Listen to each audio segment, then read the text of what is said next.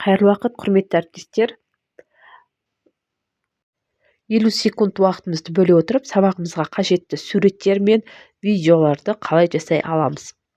Ол үшін біз шедеврум деп аталатын орыс программистер жасаған бағдарламаны өзіміздің телефонымызға жүктеп аламыз.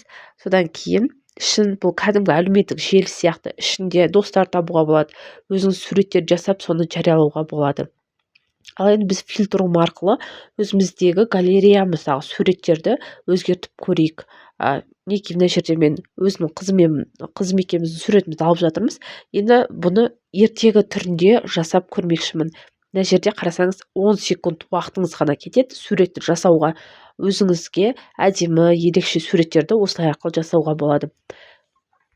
Фильтрумның ішін қарасаңыздар, 50-ден астам неше түрлі суреттерді жасауға болатын анимациялар бар. Аниме түрінде, мультфильм түрінде жасауға болады. Немесе өздеріңіздің қалауларыңыз бойынша әртүрлі эффектілер пайдалана аласыз. Біздің сурет дайын болды, ал енді мен мультфильм 2D түрінде сурет жасап көрмекшімін. Кәдімгі аласызда, тек қана создать деген батырманы басу арқылы бар жоқ 10 секундтың ішінде неше түрлі суреттерді жасап алуға мүмкіндік аласыз.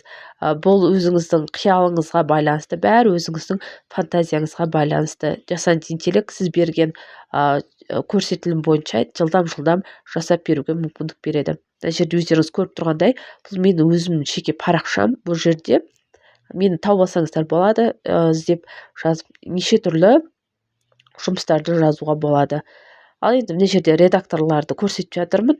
Неше түрлі жұмыстарды адамдардың жұмыстары бар. Мінекей хамелеон из шедевра деген қарасаңыздар. Ал енді қазір біз өзіміз видеоны көрдік, сурет жасауды көрдік. Ал енді тағы да бір суретті жасап көріп жіберейік.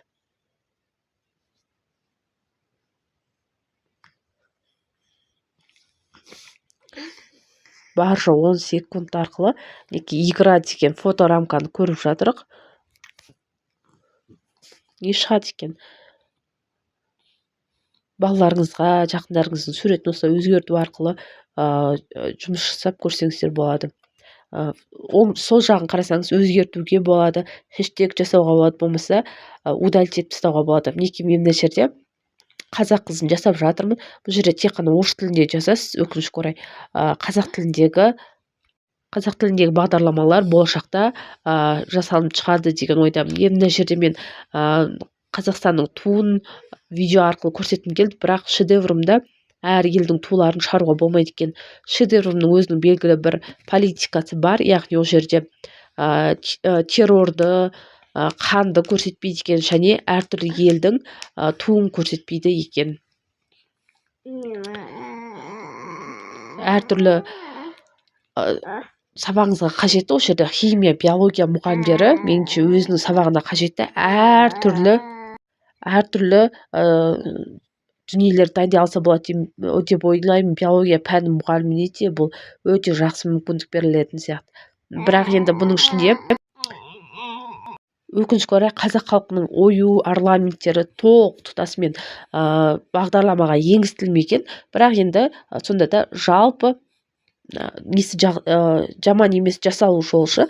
Енді қарасаңыздар, мен тау қазақ балаларын сұраған болатын. Маған жасап берді. Ал енді мен жоғары жағындағы зум, таймплас, отделение деп тұр ғой, отдаление деп тұр, панорама деп тұр. Сол арқылы өзіме эффект таңдаймын.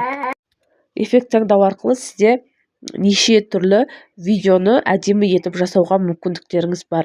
Бұл видеоны жасап шығуға сізге бар жоғы 50 секунд уақытыңыз кетеді. Сабақтың үстінде, болмаса сабақтың алдыңғы жағында осы видеоларды жасап қойсаңыз, балаларға өте қызықты деп ойлаймын.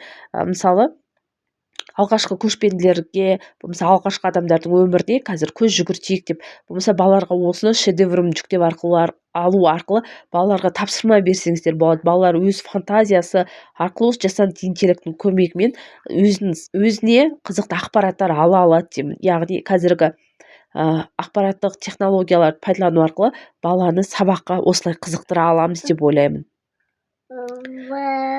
бала тек естіген емес, көзбен көрген дүниені өзіне жақын, жақсы қабылдайтын болғандықтан осыны да сабағымызға пайдаланып көрейік. Балалар қызығып, мүмкін үй тапсырмасында да осыны берсек болады мысалы. Яғни үйден белгілі бір ғасырдағы, эпохадағы адамдарды жасау болмаса, өз баланың өз қиялына мүмкіндік беру арқылы бала жылдам ойлауды үйрете, әрі жасанды интеллекттің көмегімен сабақты өте қызықты етіп өткізуге мүмкіндік береді деп ойлаймын. Жоғары жағын қарасаңыз, видеоның дайын болуына 10 секунд қалды, кезекте 154 адам тұр деп тұр. Яғни бұл жасанды интеллекттің мүмкіндігі өте зор. Бір айналдырған 10 секундтың ішінде 153 адамның запросын қабылдап, сонымен жұмыс жасап жатыр деген сөз. Мінекей, готовы бағдарламасын басу арқылы мен өзімнің видеомды өзім парақшама жүктеп алдым. Өте әдемі шықты. Оң жағыңыздағы 3 ноқатты басу арқылы сіз бұл өзіңіз жасаған суретті видеоны автоматты түрде галереяңызға сақтап алуға мүмкіндік бар. Мен сіздерге өзім жасаған видеоларымды көрсетіп жатырмын. Мына жерде қазақ батырлары деген запрос жібергенде осы суретті маған жасап беретін болған. Ал мынау киіз үй алдында отырған қазақ қызы. Ал енді біз видеоны көрдік, сурет жасауды көрдік. Ал енді біз қазір сөз жазу арқылы, бір 2-3 ауыз сөз жазу арқылы дайын текст алып жасап көреміз. Мына жерде Қазақстанның болашағы туралы жасадым. Қазақстанның болашағы қандай болады деп жазып едім, бірақ бұнда жасанды интеллект, мен Қазақстан ұлы мемлекет деп жаздым, бірақ жасанды интеллект бұған қарсы болып жатыр. Өйткені бұл субъекті мнение, бұл көптеген факторларға байланысты, яғни жасанды интеллект дамыған, сондай өзі қарсылық білдіру арқылы өзгертіп жатыр. Ал енді мен бұл жерде Қазақстанның болашағы қандай болады деп жасанды интеллекттің көзімен жасап көріп жатырмын.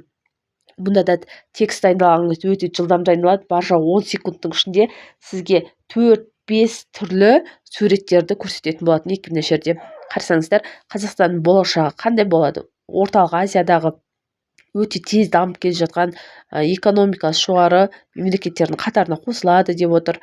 Мына жерде қарасаңыз, неше түрлі сурет берілген. Мына жерде мына суретті ұнаттым, өйткені біздің тумен, аспанмен, қазақ халқының негізгі жақсы көретін түсі көк түс қой. Көк түспен астасқан маған суретті шығарып беріп тұр. Қарасаңыз, әумин деймін, еліміздің болашағы осындай болып жатса өте қуаныштымын. Өзім профиліме бекітіп қойдым. Осы жасанды интеллектті пайдалану арқылы тек телефонның көмегімен күніне 2 минутыңызды бөлу арқылы неше түрлі дүние жасауды үйренесіз. Мына жерде қазақ қызын жасап көрген болатым, ақ көйлекте, ұзын шашты деп. 30 секундты бөлу арқылы күнделікті біз сабағымызда болмаса өзімізге өте қызықты, жақсы дүниелер жасап үйренеміз деп ойлаймын.